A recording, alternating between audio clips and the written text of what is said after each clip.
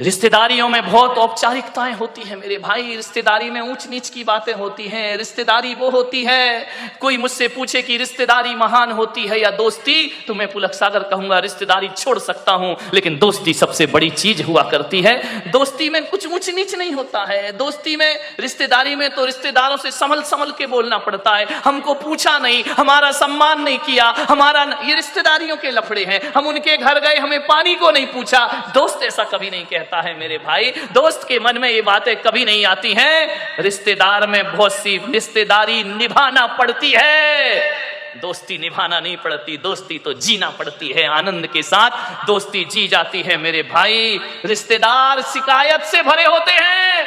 कभी कमर साहब आ जाएं, दामान जी आ जाएं, यदि आपके घर में खाएंगे पिएंगे, तिलक भी करवाएंगे, टिफिन भी ले जाएंगे, और घर जाके कहेंगे मजा नहीं आया, धत रे की मर गया वो करते करते ससुर साहब, तुमने क्या दिया, मजा नहीं आया। विचार करिए, ये रिश्तेदारियां होती हैं। और दोस्ती तो वो होती है, यदि दोस्ती का आनंद लेना है तो नारायण कृष्ण सुदामा के चिवड़े का आनंद लिया करते हैं, जो 56 भोगों में आनंद नहीं आया करता है। दोस्ती बड़ी आनंद प्रदायक होती है।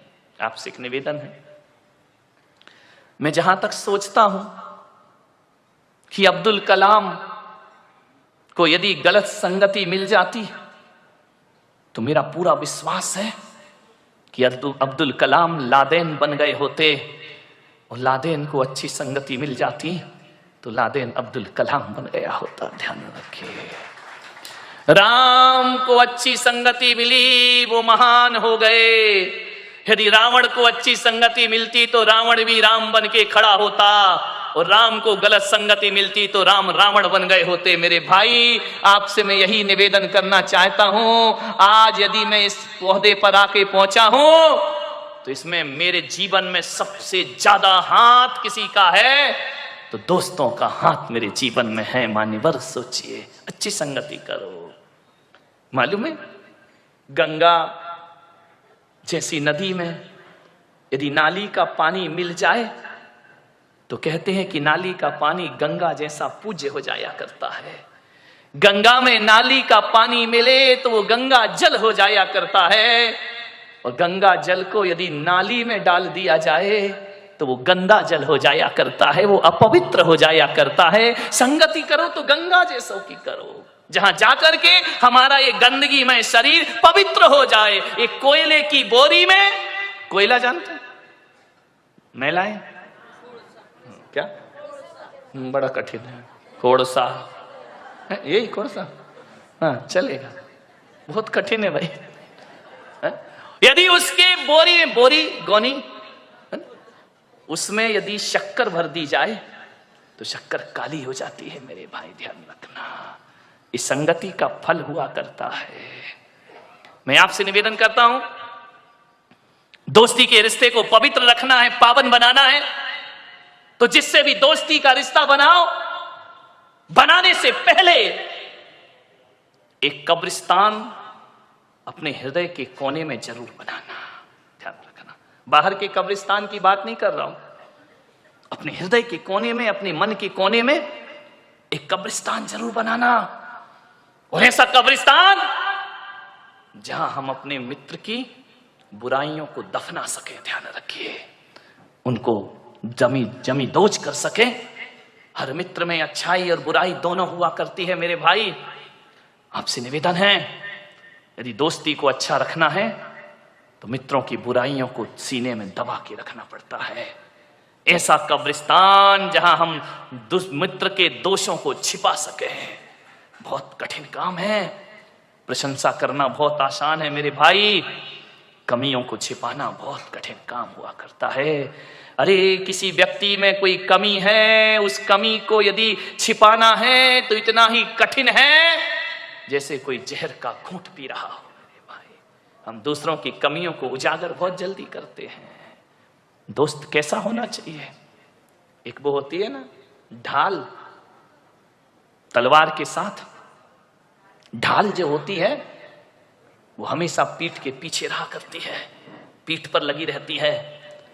लेकिन जय ढाल जो पीठ पर है, लेकिन जब उसका दोस्त रणभूमि में खड़ा होता है और जब उस पर तलवारों से आक्रमण होता है तो पीछे की ढाल छाती के सामने आ जाया करती है। दोस्त वैसे ही होना चाहिए कि बुरा अच्छे दिनों में तो दोस्त पीछे रहे, लेकिन बुरे दिनों में ढाल बन करके दोस्त को आगे आना चाहिए, दोस्ती का रिश्ता निभाना चाहिए, ढाल बन करके खड़े हो। संगति का जीवन में बहुत फर्क पड़ा करता है। एक संत के पास 2 तोते थे। एक आदमी उनके यहां बैठने गया संत जी के दर्शन करने। दोनों तोते अलग अलग पिंजरे में बंद थे। अब जैसे ही पहुंचे तो एक तोता बोला, आइए, राम राम, स्वागत है आपका, स्वागतम, आइए बैठिए। आदमी को बड़ा अच्छा लगा कि यार तोता कितना मीठा बोल रहा। जय जिनेन्द्र, राम राम, आइए भाई साहब बैठिए, अतिथि देवो भव, आपका स्वागत है, आपका सम्मान है। इतना सुकून मिला उसको। वो मुड़ा थोड़ा सा दूसरे तोते की तरफ। दूसरा तोते ने इतनी गालियां बकी, इतनी गालियां बकी, मारो, काटो, पीटो, पकड़ो, लूटो। अरे उसने कहा कि संत जी ये क्या मामला है? एक तोता गालियों पे गालियां बक रहा है और एक तोता आइए स्वागतम बड़ा मीठा शब्द बोल रहा है। संत ने कहा, मैंने इन तोतों से कुछ जिंदगी का पाठ पढ़ा है। बोले क्या पाठ पढ़ा है? बोले जब ये तोते पैदा हुए थे, एक तोता मैंने डाकू के घर भेज दिया था और एक तोता मैंने साधु के घर भेज दिया था। अरे जो साधु का तोता था वो कहता था राम राम तुम्हारा स्वागत है, और जो डाकू के घर पला है वो कहता है मारो, काटो, पकड़ो और लूटो। ये संगति का फल है। तोता तो एक ही है ना, किस घर में पड़ा है? एक बात याद रखना, भीलनी के घर में पड़ा हुआ चंदन तिलक लगाने के काम नहीं आता, चूल्हे में जला करके रोटियां बनाया करती है। ध्यान रखना, भीलनी के घर में रखा हुआ हीरे का टुकड़ा आभूषण नहीं बनता है, वो पैर घिसने के काम आया करता। कहां पड़े हो आप? चंदन पड़ा चमार घर, ध्यान रखिए, नित नित कूटे चाम। चंदन कहां जाना चाहिए? किसी पंडित पुजारी के पास जाए तो माथे का तिलक बनेगा, और ऐसी जगह चला जाए जहां रोज चमड़ा कूटा जाएगा। ध्यान रखिए, सोचना है आपको, आप कीमती हैं, आप महत्वपूर्ण हैं। दोस्ती को ध्यान में रखिए, किसके साथ आपका उठना बैठना है। एक बात याद रखना, मैं खाने में बैठकर दूध पीना खराब है। ध्यान रखिए, मैं खाने में बैठकर दूध भी पियोगे तो शराबी का दर्जा मिलेगा तुम्हें, इतना स्मरण रखना। और संत के दरबार में पानी भी पियोगे तो पानी नहीं, अमृत और आशीर्वाद का नाम उसे दिया जाता है, अमृत पान हुआ करता है। चीज तो वही है, चीज में क्या फर्क पड़ता है? संगति किसकी कर रहे हो? अच्छे लोगों की संगति करो, ऊंचे लोगों की संगति करो। ऊंचे लोग, ऊंची पसंद। कौन बोला? माणिक चंद। ध्यान रखिए, मान संगति कैसे करना है, ऊंचे विचार। मैं जब स्कूल में पढ़ता था, पढ़ाई में बहुत वीक था, बहुत कमजोर। हकीकत बताऊं, धक्के लग लग के पास होता था, पढ़ाई में मन ही नहीं लगता था। दुनिया भर की शैतानी में मन लगता था, पढ़ने लिखने में कोई दिमाग नहीं, बस इसी में खुश थे। कभी देखने ही नहीं कितने परसेंट, और हमारे समय तो परसेंटेज का लफड़ा ही नहीं था। इस क्लास से उस क्लास में चले गए, पास हो गए, ना माँ बाप को कुछ पड़ी है ना हमें कुछ पड़ी है। जाकर के देखा, बोले क्या रिजल्ट पास, नाचते गाते आ गए। जानते ही नहीं थे 90% क्या होते हैं। आजकल के बच्चे को तो 98% आ जाए तो डिप्रेशन में चला जाता है, 2% कम क्यों हुए। हम लोग तो कोई लफड़े ही नहीं था, आ गए, पास हो गए, निकल गए, बैठ गए अगली क्लास में, कोई परसेंटेज की बात नहीं थी। कई बार तो 5 नंबर का ग्रेस भी लग के अगली क्लास में बिठा दिया जाता था। मान्यवर सोचिए, बड़ी पढ़ाई बड़ी मजेदार थी। फेल भी हो गए तो कोई टेंशन नहीं। एक लड़का फेल हो गया था हमारी क्लास में बचपन में। अब वो फेल तो हो गया बेचारा, बड़ा रो रहा। मैंने कहा काहे को रोता यार, हो गया, फेल हो गया। स्कूल अगर आए तो पढ़ना ही पड़ेगा, पढ़ाई गर जहर है तो पीना ही पड़ेगा। उस समय मैंने कविता लिखी थी, गिर गिर के पढ़ाई में संभलते ही रहेंगे। ये मेरी बचपन की कविता है। गिर गिर के पढ़ाई में संभलते ही रहेंगे, गर फेल भी हो जाए तो पढ़ते ही रहेंगे, जिसने किया फेल वही पास करेगा, पढ़ाई अगर जहर तो पीना ही पड़ेगा। हाँ, कितने खुश हो गए। देखो ऐसी बातें इतनी जल्दी आ जाती हैं। अरे जो फेल कर रहा वही पास करेगा, टेंशन काहे को ले रहा है, अभी नहीं करेगा अगले साल करेगा। आज की पढ़ाई बिल्कुल अलग हो गई है। ध्यान, मैं पढ़ता था, पीछे की लाइन में बैठता था, मेरे नंबर कम आते थे। मेरे एक शिक्षक थे, आज मुझे स्मरण में आ रहे हैं, डी भारत, क्रिश्चियन थे। वो मुझे बहुत प्यार करते थे बचपन में। वृद्ध थे, रिटायर्ड होने के बाद भी वो स्कूल पढ़ाते थे कि मैं सरकार की पेंशन जो मिलती है ना, ये फ्री में नहीं खाऊंगा, जब तक हाथ पैर चल रहे हैं स्कूल रोज आऊंगा। ऐसे वह शिक्षक थे। उन्होंने एक दिन मुझे बुलाया कि इधर आओ, तुम देखने में तो बड़े अच्छे हो, उस समय तो मैं अच्छा ही था, क्यों अभी गड़बड़ लग रहा हूं क्या?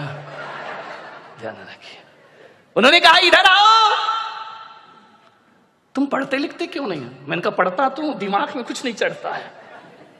बोले नहीं चढ़ेगा। मालूम है, मेरी संगति खराब थी, गलत लोगों के साथ पीछे की सीट में बैठता था, मस्ती करना, टीचर पढ़ा रहा है एक दूसरे की छेड़छाड़ करना, टीचरों के नाम रखना उल्टे सीधे। स्कूलों में तो यही होता है, और क्या करोगे?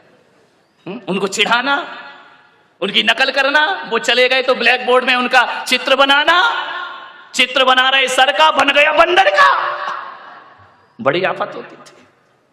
उन्होंने कहा इधर आओ, देखने में बड़े अच्छे हो लेकिन काम तुम्हारे बहुत गड़बड़ है, पढ़ाई में आगे बढ़ो। मैंने कहा मैं नहीं लगता मन। स्कूल क्यों आते हो? माँ बाप भेजते हैं, आना तो मैं बिल्कुल नहीं चाहता हूं, लेकिन अब भेजते हैं तो भेजते, मैं करूं क्या? उन्होंने कहा इधर आओ, तुम्हारा पढ़ने में मन लगेगा। मैं 8th क्लास तक बहुत घटिया नंबर से पास होता था, बड़ी मुश्किल से। उन्होंने मुझे कहा आज से मेरा आदेश है, तुम पीछे की सीट में नहीं आगे की सीट में आकर के बैठोगे। पीछे की सीट पे वही बैठता है जो पढ़ाई से जी चुराता है, जो क्लास में मस्ती करना जानता है। ये आगे की सीट में जितने लड़के बैठे सब इंटेलिजेंट बच्चे हैं। और बेटा मैं कहता हूँ आज से होशियार बच्चों के साथ रहो, तुम्हारा सोच बदलेगा, तुम्हारा चिंतन बदलेगा। मान्यवर मुझे नहीं मालूम था उस समय, तो मुझे मजाक लगा कि क्या बकवास कर रहे हैं। 1 साल 2 साल जब मैं आगे की सीट में मैंने बैठना प्रारंभ किया, मेरे दोस्त थे अच्छे, उनके नाम मुकेश, प्रशांत, ये सब मेरे छोटे छोटे दोस्त थे, साथ पढ़ता था। वो क्लास में अव्वल दर्जे में पास होते थे। मान्यवर जो 3rd डिवीजन में मैं पास होता था, पासिंग मार्क, उन लड़कों की संगति करी, मेरे 60% नंबर आना प्रारंभ हो गए। क्योंकि वो लड़के मौज मस्ती नहीं करते थे, वो करते थे समय पर, लेकिन पढ़ाई के समय पढ़ाई। उनके साथ रह रहकर मैंने पढ़ना सीखा। मैं कहता हूं कि 2-3 साल की उस साधना में मेरे क्लास में अच्छे नंबर आने लगे। मान्यवर जिन लोगों के साथ जैसी संगति वैसी मति, ध्यान रखना, जैसी संगति करोगे वैसी मति हो जाएगी। आज मैं जो कुछ भी हूं, आज मैं बोल पा रहा हूं, मैं महाराज भी बन गया तो मुझ में इतना दिमाग बुद्धि नहीं थी, आज ईमानदारी से स्वीकार कर रहा हूं। लेकिन बोलने की कला यदि मैंने किसी से सीखी है, चिंतन सीखा है, तो तरुण सागर महाराज के साथ रह करके मैंने सब कुछ सीखा है। आचार्य गुरुवर पुष्पदन सागर जी महाराज के बाद यदि मेरे जीवन में किसी का सबसे बड़ा उपकार है तो तरुण सागर महाराज का उपकार है। 3 साल उन्होंने मुझे पढ़ाया लिखाया, योग्य बनाया, उन्होंने मुझे चिंतन सौंपा। मान्यवर कोई कैसा भी कुछ भी कहता रहे, जो जैन समाज में तरुण सागर ने चिंतन परोसा है, कोई मुनि इतना बड़ा चिंतन इस देश में नहीं परोस सका, जिन्होंने देश के जैन धर्म को जन धर्म बनाने का। आज मैं दुखी हूं क्योंकि उनसे मेरा केवल इतना ही रिश्ता नहीं है कि वो मेरे अग्रज हैं, मेरे बड़े मुनि हैं, मैं उनके संग में दीक्षित हूं आचार्य महाराज से। आज ऐसी आवाज जिसने जैन धर्म को पहचान दी, आज दिल्ली में वो आवाज लड़खड़ा रही है मेरे भाई। आज वो बीमार हैं, आज वो अस्वस्थ हैं। हकीकत में कहूं तो मेरा मन स्थिर नहीं है कि जिसने मुझे सब कुछ दिया, आज इतनी सी उम्र में वो साधु लाचार है। मैं यही कहूंगा पूना वालों से कि अपने घरों में ईश्वर से प्रार्थना करें कि तरुण सागर की आवाज दबना नहीं चाहिए, वह हमेशा आगे बढ़ती रहे। और मैं तो आज ये कहता हूं कि भगवान, हम जैसे साधुओं का क्या है, मेरी भी उम्र यदि उन्हें दे दी जाए तो पुलक सागर वो करने को भी तैयार है। उनका जीवन वो समाज की धरोहर है, विरासत है। उन्होंने देश को एक सही दिशा दी है। उन्होंने मेरे से कभी छोटे मुनि जैसा व्यवहार नहीं रखा। उनके साथ बहुत से साधु रहे। हमारे संघ में जो भी दीक्षित हुए, ट्रेंड होने उनके ही पास जाते हैं। सबसे ज्येष्ठ साधु हैं, जो भी गए सबने सीखा। लेकिन तरुण सागर महाराज आज भी बोलते हैं कि पुलक सागर, जो तुमने ग्रहण किया वो कोई भी साधु मुझसे ग्रहण नहीं कर पाया है। उन्होंने हमेशा मुझे अपना छोटा भाई ही नहीं, छोटा मुनि ही नहीं, उन्होंने हमेशा मुझे अपना मित्र समझा है। आज भी हमारे उनके रिश्ते आज दूर दूर होने के बाद भी सबसे घनिष्ठ मित्रता यदि किसी से है तो तरुण और पुलक सागर की जोड़ी। नॉर्थ में जाकर के आप देखेंगे, यदि मैं उत्तर प्रदेश में चला जाऊं ना, दिल्ली में चला जाऊं, तो आज भी दिल्ली वाले मुझे छोटा महाराज कहकर बुलाते हैं। बड़े महाराज तरुण सागर, छोटे महाराज पुलक सागर। आज भी मैं उनकी नजरों में बड़ा नहीं बना। ऐसी जोड़ी 3 साल हम लोग साथ रहे, एक भी दिन विवाद नहीं, झगड़ा नहीं, लड़ाई नहीं, कभी जोर से नहीं बोले। नहीं तो तरुण सागर को समझना बहुत बड़ी बात है। लेकिन आज तक मैं इस भरी सभा में कह रहा हूं कि कभी हम दोनों के बीच में तू मैं नहीं हुई। कभी उन्होंने मुझे जोर से नहीं बोला, डांटा नहीं, और उन्होंने डांटा नहीं और मैंने भी कभी डांटने का अवसर उनको प्रदान नहीं किया। आज वो पीड़ित हैं। विनोद गया है संदेश लेकर, बहुत अस्वस्थ है वो। मैं आपसे निवेदन करता हूं, मत दो कुछ, एक संत को हृदय से दुआ दे दो। कभी कभी दवा जो काम नहीं करती वो दुआ काम करती है, ध्यान रखना। वो निरोग हो, वो स्वस्थ हो। मान्यवर, विषय मेरा बदल गया, लेकिन भीतर से दुख है मुझे। साल भर हो गए, 2 साल हो गए उन्हें परेशानियों को झेलते झेलते। यहां से भी गए थे तो बीमार ही थे। खैर, मैं इतना ही कहूंगा कि जिंदगी में दोस्ती हमेशा याद रहती है।